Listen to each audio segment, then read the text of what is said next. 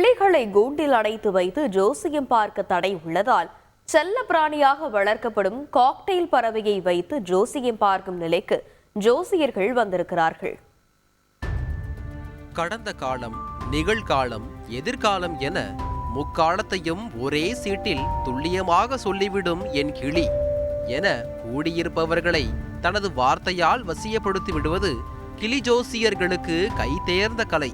ஐயாவுக்கு ஒரு நல்ல சீட்டாய் எடுத்து போடுமா என ஜோசியர் போட்ட அன்பு கட்டளைக்கு இணங்கி அடுக்கியுள்ள சீட்டுகளில் ஒன்றை தனது அழகின் மூலம் கவ்வி ஜோசியருக்கு கொடுத்துவிட்டு சமத்தாய் கூண்டுக்குள்ளேயே சென்றுவிடும் கிளிகள்.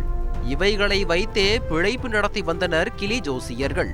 ஜோசியத்தின் மீதான நம்பிக்கையையும் தாண்டி கிளியின் மீதான ஆர்வமே இத்தொழிலை பட்டி தொட்டி எங்கும் பரவச் செய்தது. இப்படி பார்க், பீச், திருவிழா என பொதுமக்கள் ஒன்று கூடும் இடங்களில் எல்லாம் கூண்டில் கிளியோடு உலா வந்து கொண்டிருந்த ஜோசியர்களின் தற்போதைய நிலையோ பரிதாபமாகவே உள்ளது. காரணம், பச்சை கிளியை கூண்டில் அடைத்து அதனை வைத்து ஜோசியம் பார்ப்பது சட்டப்படி குற்றமாகும். அதனையும் மீறி இவ்வகையான செயல்களில் ஈடுபட்டால் கிளிகள் மீட்கப்பட்டு அதன் உரிமையாளருக்கு அபராதம் விதிக்கப்படும். இதனால் கிளி ஜோசியக்காரர்கள் வாழ்வாதாரம் பாதித்ததோடு பலர் தொழிலையே கைவிட்டனர். ஆனால் கிளி போன பிறகு மன வருத்தத்தில் தான் நான் பல சந்தோஷம் கிடையாது. இந்த மாதிரி ஜோசியம் பார்க்குறவங்க உங்கள் ஆளுங்க எவ்வளோ பேர் இருப்பாங்க? கிட்டத்தட்ட ஒரு இப்போதைக்கு தமிழ்நாடு முழுவதும் பார்க்க போனால் ஒரு 3000 பேர் வரைக்கும் இருந்தாங்க. இப்போ எல்லாமே படிப்படியாக வியாபாரம், போக்குவரத்து, தொழில், கூலி தொழில் அந்த மாதிரி தொழில் போயிட்டாங்க. இப்போ இருக்கிறத பார்த்தா ஒரு 200-300 பேர் தான் இருப்பாங்க தமிழ்நாடு ஃபுல்லாகவே. தமிழ்நாடு ஃபுல்லாக. அதன் விளைவாக காக்டெயில் வகை பறவைகளை வைத்து ஜோசியம் பார்க்க தொடங்கிவிட்டனர் ஜோசியக்காரர்கள். திருவள்ளூர் மாவட்டம் மீஞ்சூரில் கோவில் திருவிழா ஒன்றில் காக்டெயில் வகை கிளிகளை வைத்து ஜோசியம் பார்த்ததை காண முடிந்தது. இது குறித்து ஜோசியம் பார்ப்பவர்களிடம் கேட்டபோது தனது வேதனைகளை கொட்டி தீர்த்தனர் கிளி ஜோசியர்கள். பரம்பரையாக பார்த்து வந்த தொழிலை விட முடியாமல் குடும்ப கஷ்டத்திற்காக காக்டெயில் வகை பறவையை வைத்து ஜோசியம் பார்ப்பதாக வேதனை தெரிவிக்கின்றனர்.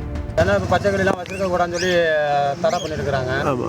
நாங்கள் ஆரம்ப காலத்துலேருந்து கிட்டத்தட்ட பார்த்தீங்கன்னா பரம்பரை தொழில் எங்களுக்கு தொழில் பார்த்துக்கிட்டு இருந்தோம். அதை இப்போ தடை பண்ணதுனால இப்போ பச்சை கிளி வச்சுருக்கிறது கிடையாது. சரி, சட்டத்துக்கு நம்மளும் கட்டுப்பட்டு தானே ஆகணும். அதனால் பச்சை கிளிலாம் வச்சுருக்கிறது கிடையாது. அதனால் எங்கள் பொழப்பு, எங்கள் குடும்பம் இருக்கு இல்லையா, அதுக்காக குடும்பம் பிழைக்கணுங்கிறதுக்காண்டி இந்த லவ் பேச வாங்கி தொழில் பார்த்துக்கிட்டு. முன்பெல்லாம் கிளிகள் தங்கள் கைகளிலேயே சீட்டை எடுத்து வந்து கொடுக்கும். ஆனால் தற்போது காக்டெயில் பறவையின் செயல்பாடுகள் கிளியை போல் இல்லாததால் கிளி ஜோசியத்தில் சுவாரஸ்யம் குறைந்துள்ளது. கீழே போட்டு போயிடும். அப்போ கடைசியாக எடுத்தது தான் நீங்கள் எடுத்து பார்க்க. கடைசியாக எது போகிறதோ அதான் கணக்கு. அதை வச்சு தான் பார்ப்போம். அதை வச்சு எப்படி அவங்களுடைய நேரத்துக்கு தகுந்தாலும் சொல்லுவோம். இதனால் அந்த கிளி இருந்த மாதிரி இது இல்லப்பா என சலிப்புடன் கூறுகின்றனர் கிளி ஜோசியர்கள்.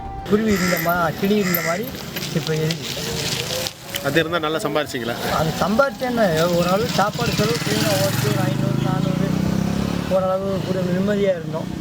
இப்போ கொஞ்சம் சார்ந்து அதனால் நம்ம சொல்ல முடியாது, கஷ்டப்படுறோன்னு சொல்லக்கூடாது. ஏதோ நல்லா இருக்கும், இந்த குறையும் இல்லை. இந்த தலைமுறையுடன் கிளி ஜோசியம் அழிந்துவிடும் என கூறும் ஜோசியர்கள் தங்களின் பரிதாப நிலை மாறாதா என்ற ஏக்கத்துடன் காத்திருக்கின்றனர். தந்தி டிவி செய்திகளுக்காக பொன்னேரியில் இருந்து செய்தியாளர் பாஸ்கர்.